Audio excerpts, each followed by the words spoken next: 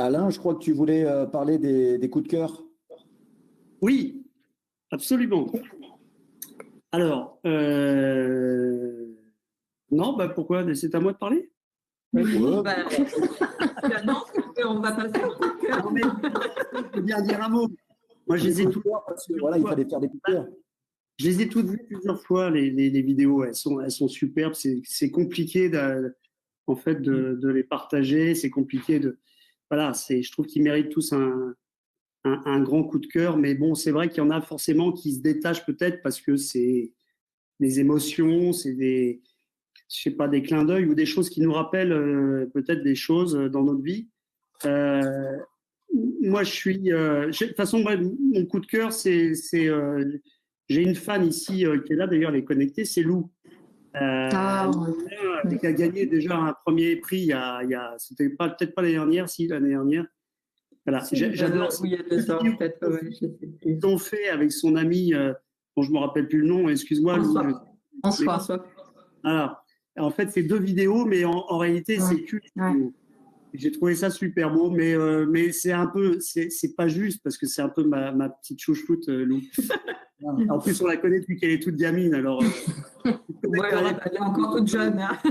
Et après, c'est pas moi qui présente. Alors, les coups de cœur, donc, je crois que dans l'ordre, je me demande Attends, il y a Pierre.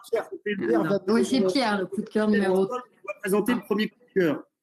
Je ne sais pas où il est, Pierre. Vas-y, je le vois, ça y est. Il est là, mais il ne savait pas. Il ne savait pas. Tu ne savais pas? Pardon, alors tu n'as peut-être pas eu le déroulé final. Tu vas, dans tes choix, tu avais trouvé. Tu m'entends? Ouais. Dans tes choix, tu avais aimé En connexion avec ma neurologue, qui est une vidéo de Christelle Bourrelli, qui a fait énormément de vidéos avec des tas d'idées vraiment très, très sympas, toujours plein d'humour et très originales. Et donc, elle fait partie de celle-là. Et donc, c'est le coup de cœur général pour...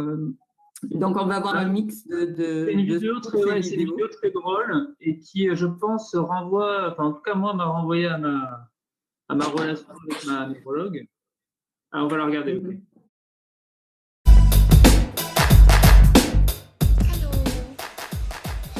Qu'est-ce qui ne va pas encore? Vous avez mal là? Oui. Vous ne voyez plus? Oui. Quand vous vous levez, vous tombez? Oui. Je prends note.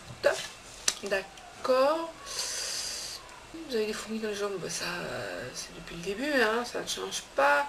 Vous ne pouvez plus aller aux toilettes sans vous uriner dessus avant d'arriver.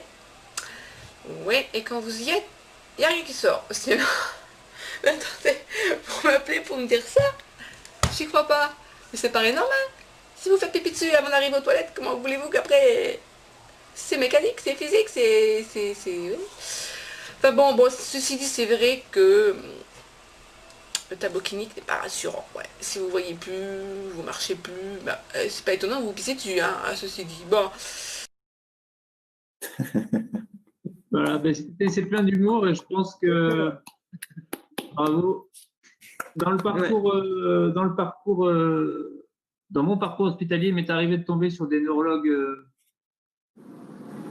bâtards, on va dire, je sais pas comment dire, reculés, quoi. Je sais pas, je cherche un terme.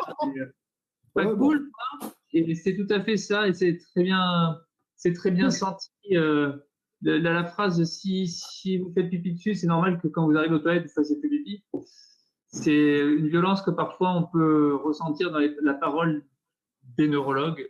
Et j'en parle dans mon livre où je raconte quelques anecdotes avec des neurologues machines un peu. Bien sûr, il y a des neurologues formidables et j'espère que Catherine Nouvetsky qui nous écoute n'entend pas tout ce que je raconte. Elle est partie, c'est bon, tu peux te lâcher. Non, il y a Lucie qui est revenue. Lucie de Micha qui est revenue et qui est neurologue aussi, elle nous a dit. Il y a des formidables neurologues. Moi, j'ai une formidable neurologue actuellement, mais par le passé, j'ai eu des neurologues tout pourris. Et cette vidéo montre que il y a parfois chez le médecin une distanciation par rapport aux malades qui est regrettable. Et moi, je défends alors en période de Covid, c'est bizarre, hein, mais je défends le médecin d'antan qui touche son patient, qui l'accompagne, qui a vraiment un contact physique avec lui, et ça existe de moins en moins. Et ma neurologue actuelle, je l'aime beaucoup parce qu'elle me touche les mains, elle me touche les épaules, et elle réintègre ce lien physique qui, à mon avis, est essentiel. Et ce n'est plus juste un tableau Excel ou une machine qui doit… Bon, on connaît les problèmes que traverse l'hôpital, alors on sait qu'il y a besoin de rendement, etc., mais il ne faut pas oublier l'humain, quoi. Ouais. Je confirme.